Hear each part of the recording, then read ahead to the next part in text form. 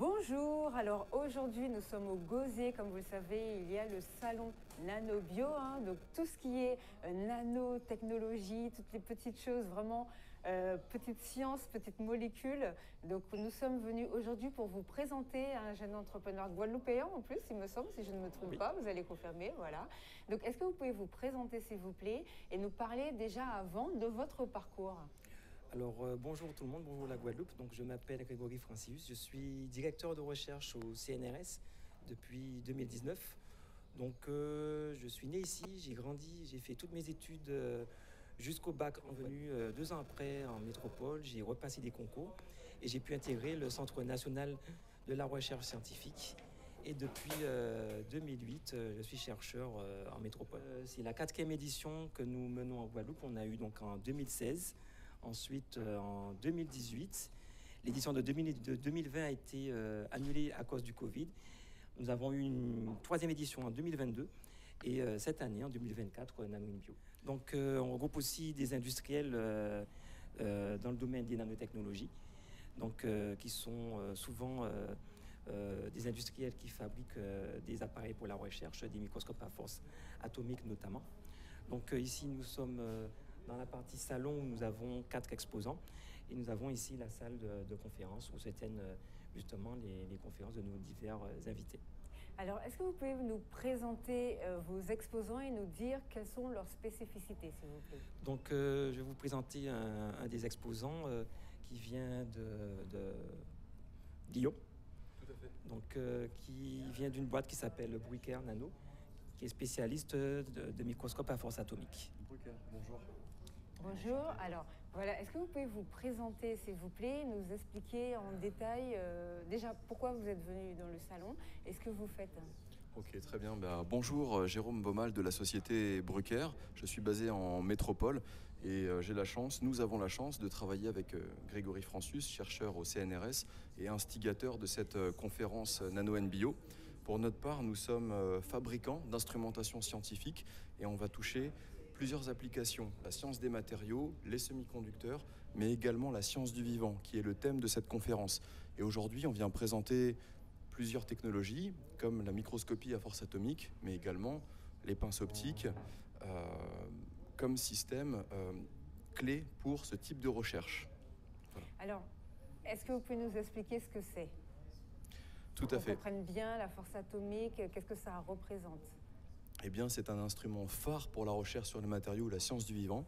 En microscopie à force atomique, on va utiliser une petite pointe en métalloïde, typiquement en silicium, qui va venir toucher, comme un nanodoigt, la surface des échantillons. Et en touchant la surface des échantillons, on va pouvoir révéler des informations importantes comme la topographie ou la viscoélasticité. On peut même aller plus loin et avoir des informations comme la physicochimie. D'accord, alors quand les gens vont entendre viscoélasticité, ils vont s'imaginer c'est pour rajeunir, c'est pour les cellules de la peau. Alors est-ce que c'est ça ou pas du tout? Alors, je vois Grégory qui fait un petit signe à côté.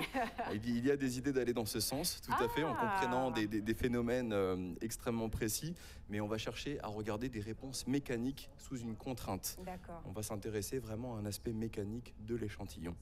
D'accord. Qu'est-ce que vous avez pensé de cette conférence? Est-ce que vous avez rencontré beaucoup de chercheurs? Est-ce que vous avez appris beaucoup de choses pour le futur de votre produit? Oui, tout à fait. Merci pour votre question.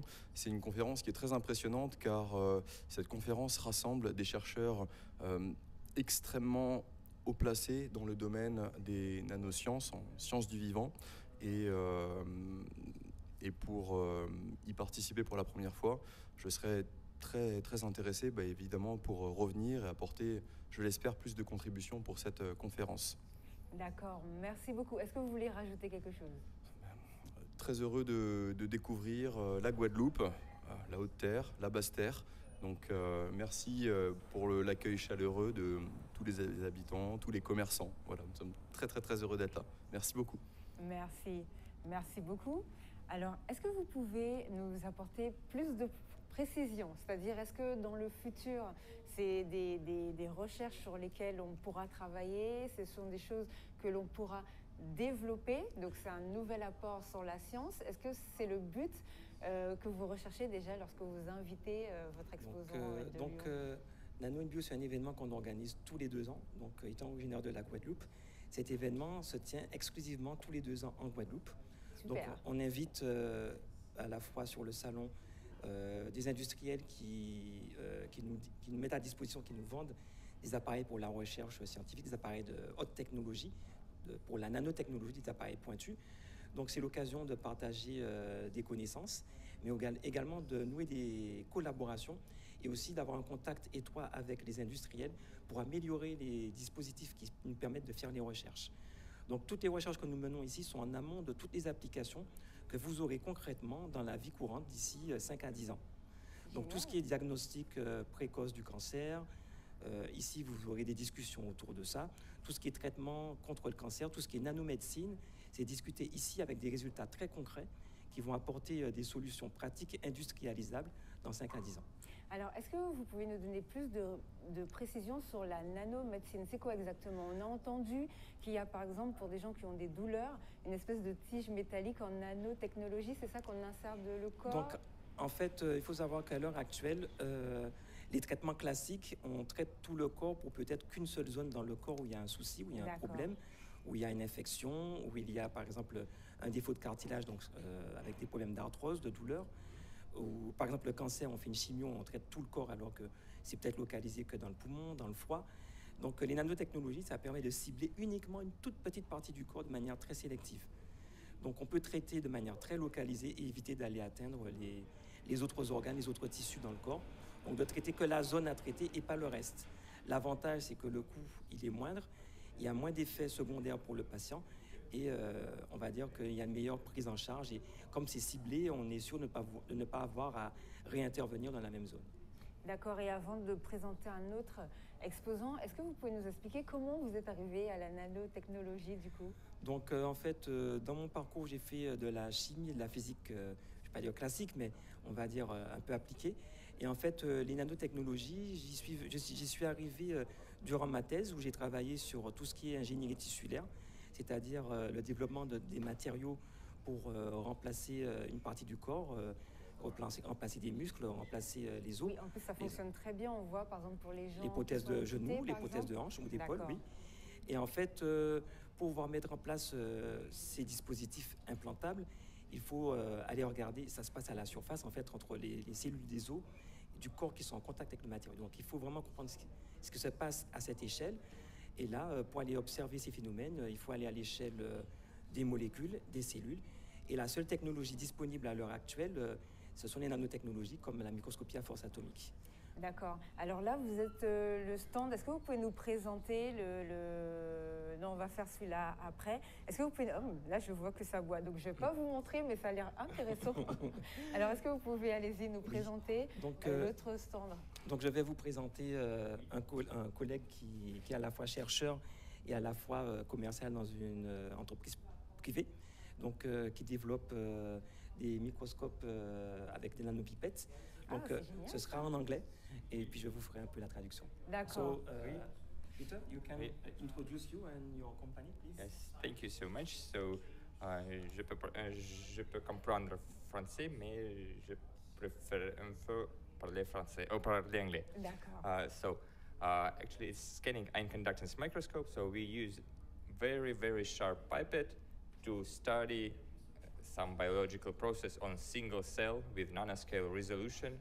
So with this pipette we can obtain the image, we can apply some drugs on the living cell and to see how single cell react on such biological things. D'accord. Alors, est-ce que vous pouvez déjà nous traduire ce qui a été dit pour qu'on puisse comprendre, s'il vous plaît? Donc, la société Capic développe des microscopes à base de nanopipettes, de technologie nanopipettes, qui permettent à la fois de faire de l'imagerie, donc d'aller étudier des phénomènes biologiques à l'échelle moléculaire sur des cellules vivantes, mais aussi de faire des traitements. Donc, avec la nanopipette, il peut à la fois faire de l'imagerie, comme vous voyez sur le dépliant, là, mais aussi voilà, aller faire des nano-injections, aller injecter un médicament et de voir comment la cellule va réagir. Donc tout ça sont faits sur du vivant et ça permet de se passer des étapes d'expérimentation animale, par exemple. D'accord. Alors justement, du coup, ma question, si ça se permet de se passer d'expérimentation, comment ça fonctionne? Est-ce que les gens, par exemple, qui sont malades, on découvre un organe, comme vous parliez tout à l'heure du cancer, où on fait la chimio, qui est un traitement général. Donc, est-ce que la personne, par exemple, on va les tester sur le poumon, au niveau des cellules cancérigènes? Comment ça fonctionne? Alors, il faut savoir que pour le moment, tous ces appareils, c'est de la recherche qui est en amont de ce qui sera appliqué d'ici 5 à 10 ans D'accord. à l'hôpital. Donc, c'est de l'expérimentation. C'est de l'expérimentation pour le l'instant? moment. Par contre, effectivement, avec ces appareils, on peut travailler sur des biopsies sur les patients pour faire le diagnostic précoce. So, I will translate. She was asking if you can work on human samples. We can work on human samples. We can work with biopsy, with the tissue. Actually, we also can work with animals, so we can use this pipette as a probe to measure some metabolites inside the living tumors and to do it, for example, on living mice. For example, we have some applications when we introduce the pipette inside the tumor of living mice and testing drugs, how drugs are efficient or not efficient to treat especially this tumor. So it can be used for like personalized medicine to find the best way of treatment of cancer. D'accord. Ok. Donc, avec ces dispositifs, ils peuvent directement travailler sur des tumeurs, directement sur la tumeur. Là, c'est fait sur des animaux.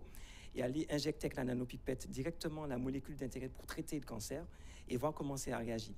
Donc, ça permet de pouvoir définir de nouvelles méthodes de traitement du cancer ciblées avec des molécules diverses et variées et de sélectionner la meilleure pour traiter le patient. D'accord. Alors, et dernière question, parce que ça c'est un sujet très intéressant, surtout nous avons une population vieillissante. On sait déjà qu'en Guadeloupe, d'ailleurs on l'a vu avec le Covid, moi j'ai eu l'occasion de couvrir pendant cet événement et j'ai reçu les médecins qui voulaient un petit peu nous expliquer comment ça fonctionne. Donc on sait qu'avec l'alimentation, puisque malheureusement nous avons des producteurs qui ne respectent pas, je le rappelle encore une fois, les règles sur tout ce qui est sucre et tout, donc on a déjà un terrain propice. Donc, est-ce que ça veut dire que ça, c'est le genre de choses, par exemple, dans une dizaine d'années, qu'il faudrait vraiment développer sur notre territoire pour pouvoir traiter peut-être au moins les cancers les plus communs pour commencer? Alors, absolument, en fait, ce genre de nanotechnologies sont déjà employées dans beaucoup de pays dans le monde, en préclinique par exemple. Aux États-Unis également, il y a déjà en clinique des tests qui sont faits. Donc, à l'avenir, oui, ça peut être un outil performant pour aller diagnostiquer, mais aussi traiter directement les patients. Il faudra un transfert, je pense, de technologie à grande échelle, puisque là, c'est fait sur des petits animaux comme les souris. Pour aller sur l'homme, il faudra peut-être... Plus que 10 ans, alors, ça veut dire? Non, pas forcément. D'accord. On a les moyens technologiques, je pense, pour transposer tout ce qui est fait à l'heure actuelle sur l'humain. C'est pas ça le souci, c'est surtout les autorisations au niveau d'organismes comme l'AMF, comme la SNM en France et aussi l'Agence française ou européenne du médicament. Oui, qui contrôle, c'est normal. Voilà, qui vont autoriser ou pas à utiliser des dispositifs pour diagnostiquer à l'hôpital.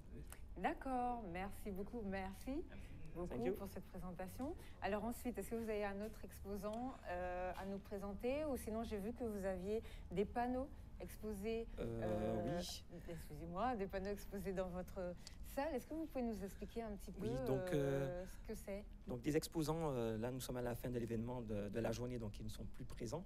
Donc ici on a un certain nombre de posters présentés par de jeunes étudiants qui sont venus à la conférence. Vous en avez un ici d'un étudiant français en collaboration avec le Danemark sur les poudres alimentaires. Donc Nano in Bio, c'est vraiment une conférence qui est vraiment très large. Donc on va de tout ce qui est nanoparticules, particules alimentaires, à tout ce qui est médical, mais aussi à tout ce qui est matériaux pour la santé, mais aussi pour l'innovation en technologie. Donc ici, c'est des travaux qui ont été faits à l'échelle nanométrique sur des poudres alimentaires, donc que ce soit des poudres de lait, des poudres pour les protéines pour sportifs. Et en fait, ici, ce sont des caractérisations qui sont faites très en amont pour améliorer les processus de fabrication de ces poudres alimentaires pour qu'elles résistent mieux au vieillissement, au transport et qu'in fine, les clients reçoivent un produit de meilleure qualité. Donc pour optimiser et améliorer les processus justement de conditionnement de ces produits, ils ont besoin des nanotechnologies pour comprendre un peu l'impact des conditions de transport et des conditions de vieillissement sur ces poudres. Alors, pour bien comprendre, je vais vous poser une question vraiment sur ce produit par rapport aux poudres de lait. Pour pas, vous savez, des fois les gens ont peur de la nouveauté dans la médecine. Ils vont vous dire, mais qu'est-ce que c'est que cette histoire de nano? Qu'est-ce qu'ils vont mettre dans le lait? Donc ça, c'est pour conserver le produit, mais cette nanotechnologie n'a pas d'impact sur la santé comme le traitement. Ok, ici, la nanotechnologie est utilisée pour aller voir. On ne va rien mettre dans l'alimentaire. C'est une technologie qui sert à visualiser et à comprendre comment la poudre elle réagit avec l'environnement extérieur. On ne met strictement rien. C'est de l'observation. En fait, c'est de l'observation. Vous utilisez la nanotechnologie pour observer les microparticules de lait. Et pour comprendre, parce que c'est impossible à l'échelle, avec de l'optique simple, d'aller voir ce qui se passe à la surface des poudres. Tout se passe à l'échelle moléculaire et les seules technologies qui permettent d'aller regarder des molécules, ce sont les nanotechnologies. Bon, super, vous avez bien entendu. Donc, à pas pont, complot ou rien du tout. Ne vous inquiétez pas, rassurez-vous. En gros, c'est des microscopes miniatures, en gros, c'est ça. Alors, voilà. Donc, il faut savoir que les nanotechnologies, par exemple, votre dentifrice en contient déjà. Dans le dentifrice, il y a des nanoparticules d'oxyde de titane qui ne sont pas dangereuses du tout pour la santé humaine ni animale. C'est connu depuis des siècles et on l'utilise pour blanchir et pour nettoyer les dents. D'accord. Les nanotechnologies, vous en avez des nanoparticules dans vos crèmes de beauté, dans votre maquillage, aussi dans certains vêtements, les vêtements anti-odeur par exemple, c'est grâce aux nanotechnologies. Donc il ne faut pas en avoir peur quand c'est utilisé à bon escient. Il faut savoir que les nanotechnologies, si on les inclut dans de l'alimentaire ou dans des vêtements ou tout ce qui est en contact avec l'homme, les sociétés qui le font doivent prouver que ces produits ne sont pas dangereux. Sinon, ils ne sont pas mis sur le marché. Et s'il y a une dangerosité qu'elle est découverte, ces compagnies ont des risques des amendes très lourdes. Donc, elles ont tout intérêt à ne pas fournir ou mettre sur le marché des produits dangereux pour la santé. Voilà, donc ça, on a eu l'occasion de le voir, comme pour les voitures qui polluent trop, par exemple, et qui n'ont pas respecté, qui ont donné des faux rapports, on se souvient de cette histoire, qui n'ont pas respecté leurs mesures. Donc là, normalement, tout est bien contrôlé. Est-ce que vous pouvez nous expliquer, du coup, oui. Donc, ici, c'est le poster d'un jeune qui vient du Royaume-Uni. You speak French? No, not. Oh, bonjour. Briefly present your results. Yeah. Yes. Yeah. So, hello, I'm Ben. I'm from the University of Durham, and I'm doing my project with AkzoNobel, paint company more based in Europe, and I'm doing mine based on developing new coatings to use on ships. So, at the moment, the coatings that we use are using what are known as biocides. So, these are materials that kill like bacteria and algae that attach to the surfaces. But of course, these are toxic to the environment, so we want to try and develop new coatings that don't use these materials. So what we're doing is we're trying to create and innovate and see exactly how coatings that don't use these materials work in order to prevent algae attaching altogether rather than killing them and having it leach into the environment. So we're using this method called atomic force microscopy. What you do is you take a small probe over a surface and move it over, and with this you can get lots of different information on exactly how smooth the surface is, different chemical characteristics, etc. And what we found is that these different coatings are very, very smooth. They don't have much change in terms of the height on the surface, so we're talking nano scale size. And we also see on the surface, with the information we can get, you see changes in how the different chemicals in the coating vary as on the surface. So this is what we've done so far. We've also placed some of the coatings into seawater and are simulating sea miles by spinning them in a cylinder, and we can see that so far there are changes in the height as well as the chemical structure on the surface. And hopefully, with this research, as time goes on, I'm early on in my project so far, but we can develop new coatings that are more efficient, are more cost effective, and are better for the environment. So our oceans are a better place for fish and turtles to be. Thank you very much. Thank you. Alors, vous êtes retenu? Oui. Alors, Il travaille sur le développement de revêtements à l'échelle nano pour lutter contre la formation de biofilms. Donc les biofilms bactériens, c'est quand une bactérie en milieu liquide s'attache à une surface pour former une couche compacte de bactéries. Donc il faut savoir que les biofilms de bactéries, on les retrouve partout dans l'environnement où il y a de l'eau. Comme dans les cuisines? Comme dans les cuisines, voilà. C'est aussi du biofilm, par exemple, la plaque dentaire, c'est un biofilm qu'on a sur les dents. Donc ça peut être positif comme ça peut être négatif. Dans les intestins, on a du biofilm positif qui nous permet de digérer certains nutriments.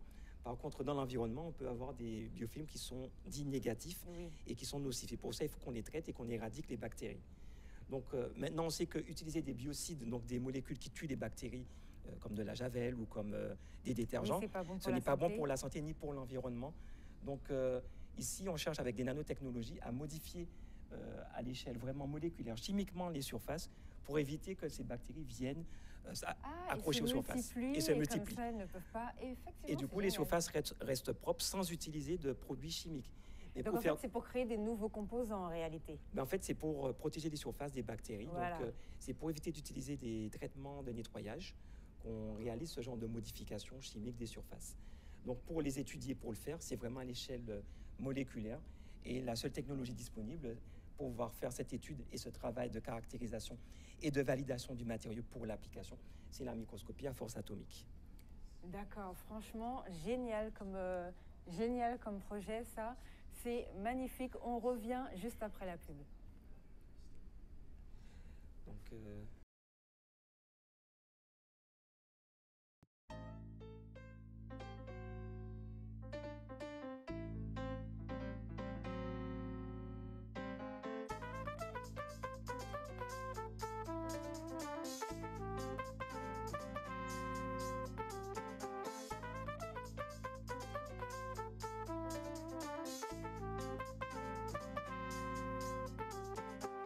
un salon qui a été mis en place, bien évidemment, par un Guadeloupéen. C'est pour ça qu'on présente, comme vous le savez. Hein. On a des Guadeloupéens qui sont forts, on a des ingénieurs. En ce moment, c'est les Jeux Olympiques, ils sont tous en Guadeloupe. On est magnifique, on est sensationnel. Donc, essayez de comprendre ce qui se passe par rapport à la nanotechnologie et ceux qui sont calés en sciences, ça pourrait peut-être intéresser aussi. Alors, Grégory, nous sommes de retour. Alors, est-ce que vous pouvez juste vous représenter pour les gens qui nous rejoignent et nous expliquer ce que c'est que ce troisième tableau, s'il vous plaît? Ok, donc je m'appelle Grégory Francius, je suis donc guadeloupéen, je suis né ici, j'ai vécu ici jusqu'à mes 18 ans. Donc je suis directeur de recherche au Centre national de la recherche scientifique CNRS à Nancy en métropole. Et j'organise depuis 2016 tous les 2 ans Nano in Bio. Donc c'est un événement international qui regroupe un peu plus d'une centaine de chercheurs du monde entier qui viennent discuter autour des nanotechnologies et partager, échanger autour des dernières innovations en termes de nanotechnologie pour la santé. D'accord. Alors, est-ce que vous pouvez nous parler de ce troisième tableau, s'il vous plaît? Donc, ce troisième poster a été présenté par un jeune ingénieur autrichien donc, qui travaille sur les lipides dans les membranes et les interactions avec ce qu'on appelle les HDL. Donc, certainement, ceux d'entre vous qui ont fait des analyses médicales connaissent tout ce qui est HDL, LDL, donc les lipides de haute densité ou de basse densité, donc polyinsaturés ou non. Donc, on fait les analyses par rapport au cholestérol dans le corps. Donc, c'est très important, c'est un travail qui est fait en amont. Donc, ce travail qui est présenté ici, c'est en amont de tout ce qui est comme recherche pour comprendre le développement des maladies neurodégénératives. Donc, tout ce qui est Alzheimer, Parkinson, ça dérive de cette recherche. Dans ce travail, ils vont utiliser de la microscopie à épifluorescence, mais aussi la microscopie à force atomique pour aller repérer les variations qu'on va avoir dans les membranes des cellules de notre cerveau, par exemple, et de voir comment le cholestérol ou comment le glycérol dans ces membranes va induire va modifier en fait en fonction du régime alimentaire ou d'une modification dans notre cerveau, de nos cellules.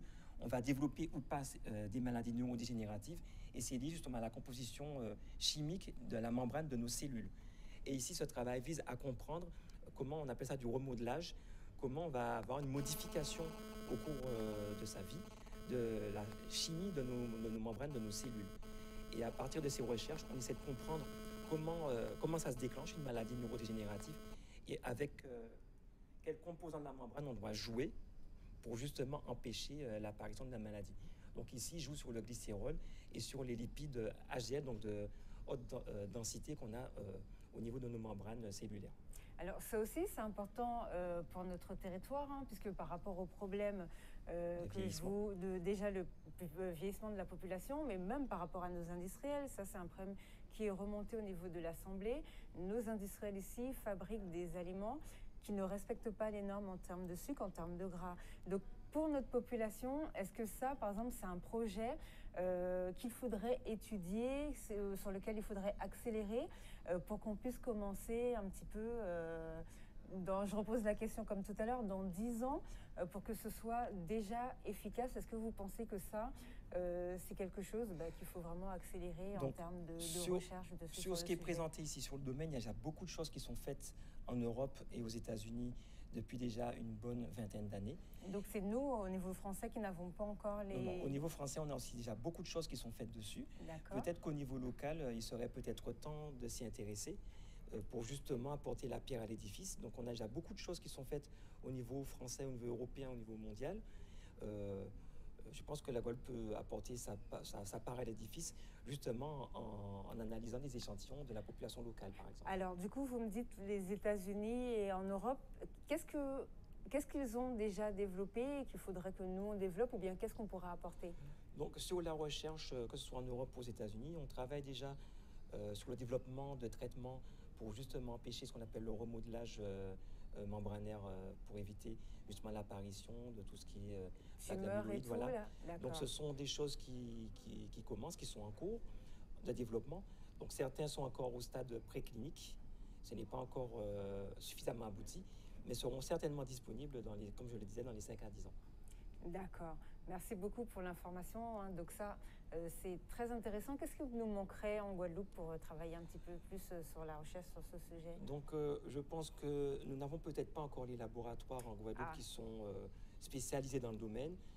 Nous n'avons peut-être pas forcément aussi les spécialistes en nanotechnologie dans le domaine. Plus de jeunes. Je pense qu'il faudrait former éventuellement plus de jeunes, ouvrir aussi des unités dédiées aux maladies neurodégénératives et liées au grand âge.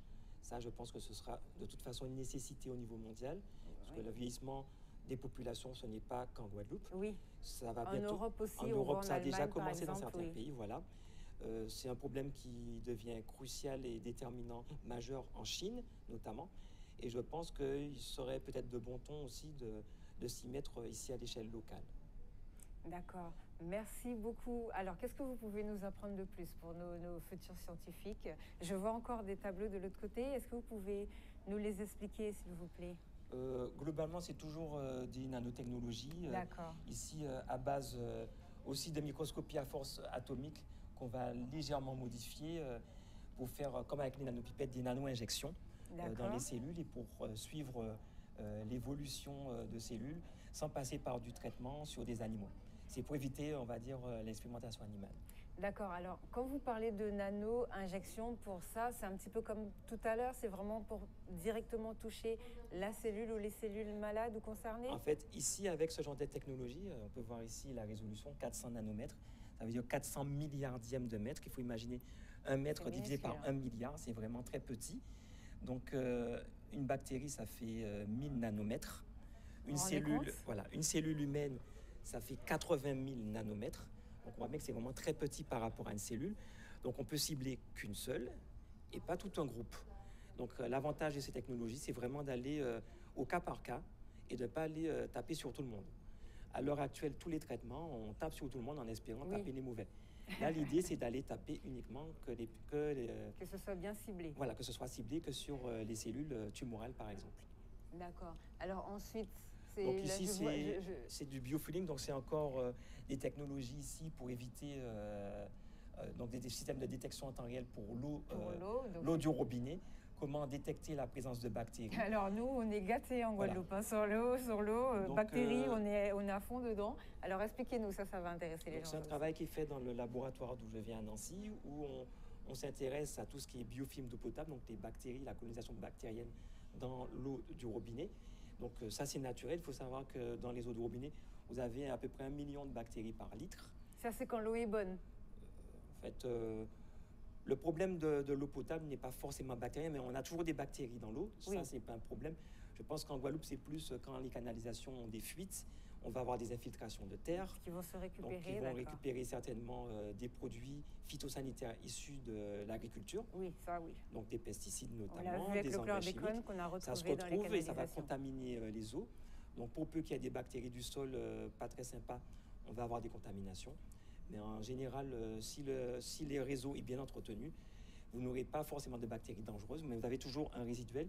Et ici, c'est pour avoir de la détection en ligne dans l'eau, pour justement, s'il y a une alerte avec la présence de bactéries pathogènes, qu'on puisse les détecter en ligne Tout de et suite. dire stop, ne consommez pas l'eau, vous avez des agents microbiens dangereux. D'accord. Alors, est-ce que ça, c'est déjà utilisé dans d'autres pays ou pas encore?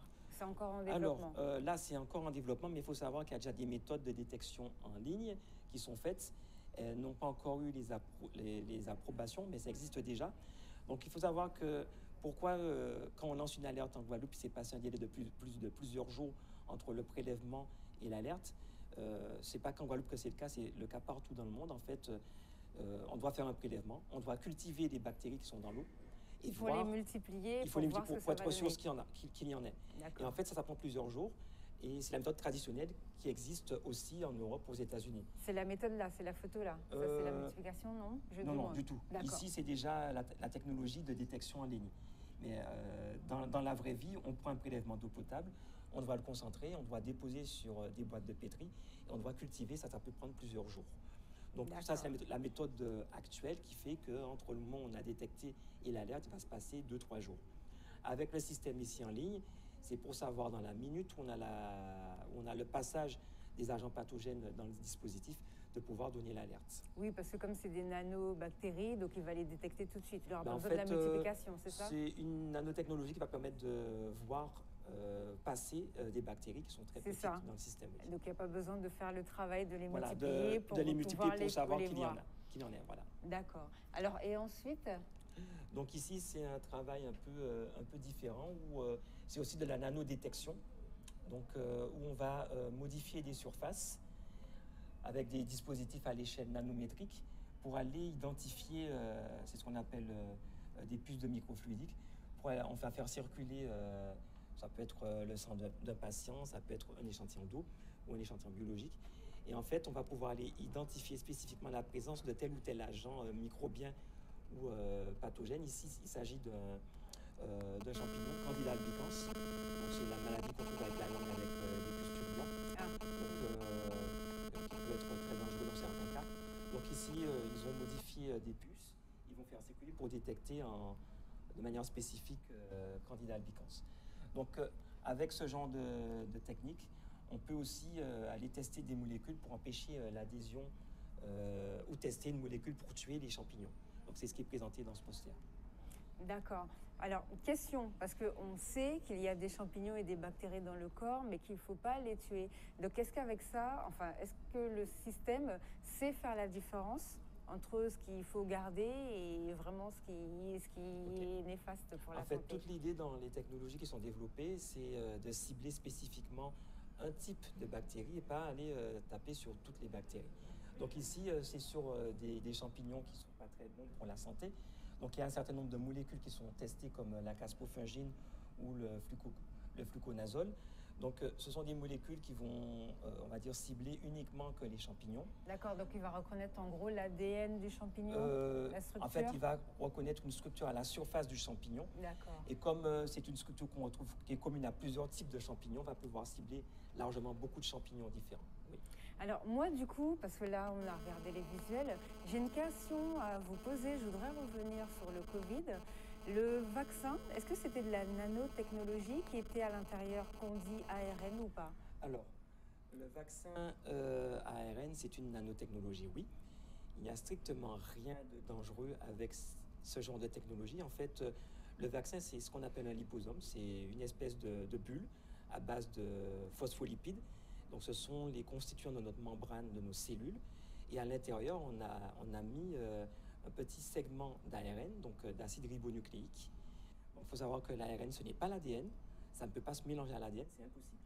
Ça ne peut se lire, c'est de l'ARN messager, donc ça peut être lu, mais ça ne peut pas être utilisé par l'organisme pour faire autre chose que de la lecture. Donc ça peut être inséré dans notre génome. Donc l'idée des vaccins ARN, c'est de mettre dans ces petits véhicules de l'ARN, de les amener au niveau de notre corps pour que nos défenses immunitaires reconnaissent cet ARN et produisent des anticorps pour aller cibler. Cet ARN va être lu par certaines cellules de notre corps qui vont fabriquer des petits bouts de virus inoffensifs.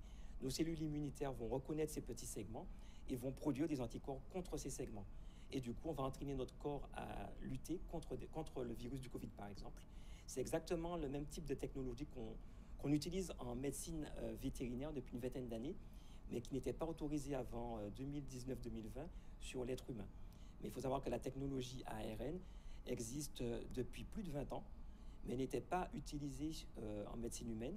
Et elle a été autorisée parce que c'était le seul recours que nous avions à l'époque pour lutter contre le Covid au moment où il n'y avait aucun traitement et que personne n'était immunisé sur la planète. Du coup, vous avez anticipé ma question. C'est comme je vous disais tout à l'heure, pendant le Covid, j'ai eu l'occasion de faire des interviews de plusieurs chercheurs ultramarins. Et il y a une dame, alors je ne me souviens plus de son nom, peut-être que vous la connaissez, qui nous expliquait que effectivement l'ARN était déjà utilisé pour le traitement du cancer. Est-ce que ça correspond un petit peu à ce que vous nous avez présenté en début de présentation? Absolument. Donc il faut savoir que les vaccins ARN sont aussi utilisés pour traiter le cancer. Donc la nanotechnologie avec base d'ARN, c'est déjà utilisé pour justement traiter spécifiquement certains cancers qui sont très compliqués à soigner. Donc il faut savoir que le cancer du pancréas, par exemple, et certains autres comme les leucémies, c'est extrêmement compliqué. Quand c'est diagnostiqué, en général, le pronostic du patient est déjà engagé et il n'y a pas grand-chose à faire. Les traitements par chimio, par rayon, c'est tout le corps qu'on traite. Et on va peut-être éliminer le cancer, mais le patient en même temps.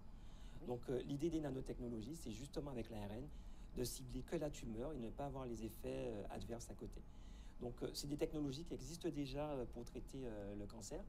Donc ce sont des technologies, certaines sont déjà autorisées, d'autres sont en phase 2 ou 3 en stade d'essai clinique, et certains seront certainement validés dans les années qui arrivent. Oui. D'accord. Alors, autre question que je vais vous poser aussi, peut-être que ça peut être comique comme question, mais je pense que certaines personnes auront cette interrogation.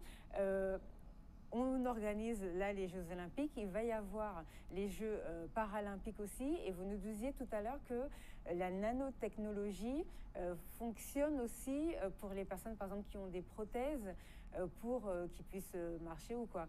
Alors, est-ce que vous pouvez nous donner plus de détails dans le fonctionnement? Vous nous avez dit que c'est au niveau de l'emboîtement, donc entre le membre et la prothèse, qu'il faut qu'il y ait des nanocellules, c'est ça? C'est comme ça que ça fonctionne?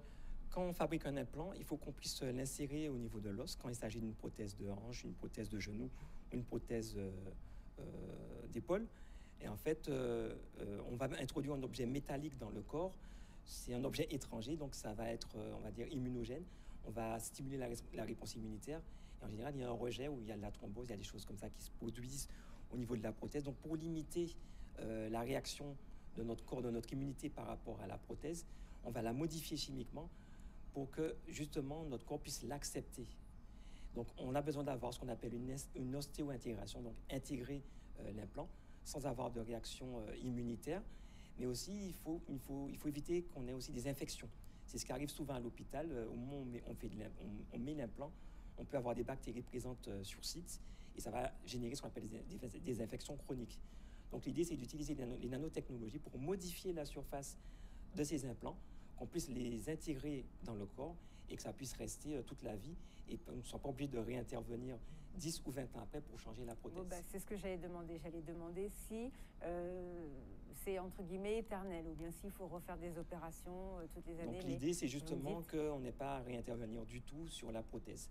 Donc les nanotechnologies aussi, on les utilise pour ce qu'on appelle tout ce qui est muscle artificiel, tout ce qui est reconstitution réseau neuronal. Donc pour les personnes qui sont paralysées, tétraplégiques ou paraplégiques, comment avec les nanotechnologies remettre en connexion les parties du cerveau, enfin de la moelle épinière qui seront déconnectés au cerveau, comment les reconnecter à partir des nanotechnologies. Ce sont des choses qui sont en cours et qui aboutiront d'ici quelques années. D'accord, bah ça c'est vraiment très intéressant, surtout par rapport à la population qui est vieillissante. Pour finir, là, je voudrais savoir comment vous avez connu vos partenaires, du coup, Donc, ceux qui sont venus aujourd'hui, oui. les différents intervenants. Donc j'étais étudiant en thèse, je me suis déplacé dans des conférences internationales, donc j'ai rencontré un peu de monde. Et aussi, en devenant chercheur, j'ai participé à des conférences. Donc ce sont des collègues que j'ai rencontrés. Au fil des discussions, on a noué des collaborations. Et avec le réseautage, on peut cibler du monde un peu partout dans le monde. Alors, et qu'est-ce qu'il faut faire comme étude pour atterrir dans votre domaine, pour travailler dans la Donc nanotechnologie? c'est un chemin qui est plus ou moins long, donc il faut faire des études. Là, dans mon cas, j'ai Sciences fait. ou chimie, physique? En fait, j'ai fait les deux. J'ai fait un parcours chimie et un parcours physique. Donc, ça nécessite de faire un doctorat, donc 8 ans d'études. Et ensuite, on est obligé de partir quand même à l'étranger pour faire ses armes, pour prouver qu'on est un bon chercheur. Et à l'issue de 1, 2, 3 ou 4 ans à l'étranger, on peut essayer de revenir en France et de passer un concours pour intégrer les grands centres de recherche publics. Mais on peut également intégrer des centres de recherche privés. Ça existe. J'ai des collègues qui ont fait comme moi les études en chimie et en physique et qui sont aujourd'hui chefs de projet chez L'Oréal ou chez Chanel, par exemple. D'accord. Alors, et petite question chevine avant que vous nous présentiez le dernier stand. Comme vous le savez, la plus grande bactérie du monde a été trouvée en Guadeloupe. Nous avons plein de chasseurs à Ça a été l'université qui sont exposé venus. ce matin, oui. Ah, bah voilà, donc ça a été exposé ce matin. Est-ce que cette bactérie, comme vous nous avez montré plein de matériel assez intéressant pour vous, les chercheurs, hein, pour pouvoir développer des choses, est-ce que pour vous, vous trouvez que c'est intéressant d'avoir trouvé cette bactérie et est-ce que ça peut être prometteur pour l'avenir? Donc en fait, c'est vraiment impressionnant de voir qu'il y a autant de diversité. C'est ce qui a été présenté par Olivier Gros aujourd'hui à NanoInBio, d'avoir une telle diversité en Guadeloupe de bactéries et de micro-organismes, et surtout la taille. Alors, une bactérie qu'on peut voir et manipuler avec les mains, c'est fantastique. Donc, dans mon domaine, ça va poser un peu de problème pour aller analyser parce que c'est quand même très gros. Nous, on est plutôt dans l'infiniment petit, la nano. Là, c'est 10 000 fois, 100 000 fois plus gros. Donc, ça va demander beaucoup plus de temps à analyser un objet aussi gros que s'il était petit. Après, tous les débouchés derrière, il y en a quand même qui sont pas mal. Je pense qu'Olivier Gros sera probablement en contact avec pas mal de conférenciers ici étrangers des États-Unis et du Danemark qui étaient intéressés par ces systèmes parce que des bactéries d'une taille aussi importante, ça peut trouver des applications pour tout ce qu'on appelle les piles, les biopiles. Donc, utiliser des bactéries pour générer de l'électricité, par exemple. L'électricité dans le corps, comme l'électricité dans le cerveau ou pas du tout? Non, pour fabriquer de l'électricité, pour allumer une lampe, par exemple. C'est génial, ça. Voilà. C'est génial. Si on, à moins, faudrait pas non plus que Donc, pour l'écologie, on tue toutes les bactéries de la planète. Ça existe Mais ça peut déjà, être bien. ça existe déjà. D'accord. Alors, vous nous parliez d'une machine que vous avez commandée pour travailler avec. Est-ce que vous pouvez nous expliquer ce que vous en faites? Quelles sont les recherches que vous faites avec? J'ai acquis depuis l'année dernière un Drive AFM, c'est un microscope à force atomique. Donc, mon idée, c'est de travailler sur divers types d'échantillons. Donc, dans mon laboratoire, nous sommes équipés de 3 équipements. Nous avons un de la société NanoSurf que j'ai commandé. C'était pour avoir accès à tout ce qu'on appelle fluide FM, donc des mesures de microfluidique à l'échelle moléculaire pour travailler sur des cellules. Donc j'ai un projet sur Alzheimer avec des collègues. Et en fait, on veut travailler avec de la microfluidique et voir si on peut injecter des molécules sur les cellules, voir ce qui se passe à la surface, comment on remodèle, on modifie chimiquement la membrane, comment se déplacent les protéines dans la membrane qui sont responsables de l'Alzheimer, et comment, si on ajoute comme de la DHA ou d'autres molécules, comment on peut limiter la formation de ces plaques amyloïdes, donc de la maladie. D'accord, donc là, vous allez nous présenter le monsieur qui s'occupe Voilà. des machines, qui s'appelle monsieur Marco Portaluppi. Bonjour, pouvez-vous vous présenter, s'il vous plaît, nous expliquer pourquoi vous êtes venu au Guadeloupe, qu'est-ce qui se passe? Bonjour, je suis Marco Portaluppi de la société NanoSurf. Et ici, c'est passé une conférence sur la biologie. Et NanoSurf, c'est un producteur suisse des microscopes à force atomique. Ça veut dire qu'on va regarder des choses très petites à l'échelle nanométrique. Et ici, on présente notre système d'eau de gamme, les Drive AFM, où on peut y regarder des cellules, des protéines, aussi des systèmes pas seulement biologiques, aussi dans la science des matériaux. Ici, par exemple, vous voyez de l'ADN, des virus et encore de l'ADN. Et on peut faire des images voyant des choses à des nanomètres, mais aussi à grande vitesse. Et puis, on a aussi beaucoup d'accessoires pour ces systèmes. Et donc, avec ça, on aide la recherche en biologie, qu'ils puissent regarder des choses qui autrement ne sont pas possibles à voir. D'accord. Alors ça, c'est vraiment intéressant. Donc ce sont des nouvelles machines, c'est ça, hein? Tout ça, ce sont des nouveautés ou... Non, la technologie est depuis presque 40 ans. D'accord. Mais on cherche d'amener toujours des nouveautés. Par exemple, sur le système Drive AFM, on a la possibilité d'exciter d'une façon nouvelle sur des systèmes qui vont sur des microscopes embarcés. Donc on combine l'optique traditionnelle avec ces technologies à force atomique, à sonde locale.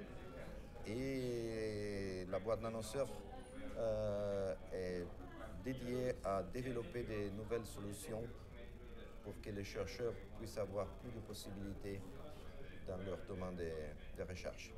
D'accord. Alors vous venez d'Italie, c'est ça? Vous êtes venu spécialement pour le salon? Je suis italien, mais je viens de la Suisse. La société à Listal, qui est près de Bâle. Et je suis venu pour les salons. Je connaissais M. Francis depuis longtemps. Et je désirais venir à Nanobio depuis longtemps. Mais pour des raisons, je n'ai pas pu venir les éditions précédentes. Mais finalement, je suis ici en Guadeloupe. Et j'ai bien aimé aussi voir la Guadeloupe. C'est très joli et très belle. Alors, merci. Alors, comment vous avez trouvé ce salon? Est-ce que vous avez vous-même appris des nouvelles choses que pourquoi pas, qui pourront vous aider à développer le domaine dans lequel vous êtes? Oui, ça a été très intéressant parce que tous les spécialistes du secteur sont dans les salons. Je peux échanger des idées, discuter avec eux et renforcer aussi les liens pour la boîte. Donc, j'attends déjà la prochaine édition dans 2 ans. D'accord, merci beaucoup. Merci à vous. Que j'ai acquis en 2012, c'est un AFM de chez Bruker qui me sert aussi à aller travailler cette fois sur de la bactérie, aussi sur de la cellule, mais on travaille beaucoup avec de la bactérie pour aller tester de nouvelles molécules antibactériennes qui sont naturelles. Donc on va utiliser soit des dérivés issus des plantes, soit des molécules naturelles qu'on trouve dans la nature, des dérivés de protéines qu'on trouve aussi dans le corps, par exemple, dans le corps humain. D'accord. Et pour finir, vous êtes parti avec toute votre délégation quand même à Marie-Galante pour faire un petit peu de tourisme. Alors, comment ça s'est passé? Est-ce que vous avez présenté des choses ou est-ce que c'était tout simplement une journée découverte? Donc en fait, Nano in Bio, c'est une conférence qui est assez longue. Elle se déroule sur 7 jours. Ça fait très long, avec à peu près 60 présentations orales. Oui, le cerveau doit bien chauffer. Voilà. Là. Donc nous avons décidé de faire une petite rupture au bout de 3 jours et nous avons été visiter Marie-Galante, faire un peu du tourisme pour voir les sites naturels, mais aussi un peu culturel, qu'ils en connaissent, qu'ils en sachent un petit peu plus sur la culture guadeloupéenne. Donc on a fait une visite des sites naturels de Marie-Galante, donc Lance-Canot, on a été faire un petit tour de l'île. On a également fait une petite visite culturelle avec des distilleries locales, donc on a visité Biel. On a également été visiter l'habitation Murat pour avoir un peu plus d'imprégnation sur la culture et sur l'histoire de la Guadeloupe, donc sur l'esclavage. Donc on a pu expliquer un peu d'où vient la population locale en Guadeloupe, les origines, d'où vient le métissage, d'où vient cette culture autour du rhum. Donc tout ça, ça a été expliqué à nos conférenciers avec la partie un peu culturelle de l'événement. D'accord, bon bah super. Et pour finir, rendez-vous dans 2 ans? Donc rendez-vous dans 2 ans pour les 10 ans de Nano in Bio, que j'espère avoir davantage de la population locale présente pour la partie conférence grand public. Donc j'invite les Guadeloupéens et les Guadeloupéennes à se déplacer en masse ce samedi à 18h30 à la Creole Beach Hotel pour assister à la partie en français de la conférence internationale Nano in Bio qui sera animée par des chercheurs locaux, que ce soit de l'ARS, de l'Université des Antilles, de l'ONF et de l'Agence régionale pour la biodiversité. Merci, Je vous remercie beaucoup pour toutes ces explications et nous, on vous laisse. Bon week-end à vous.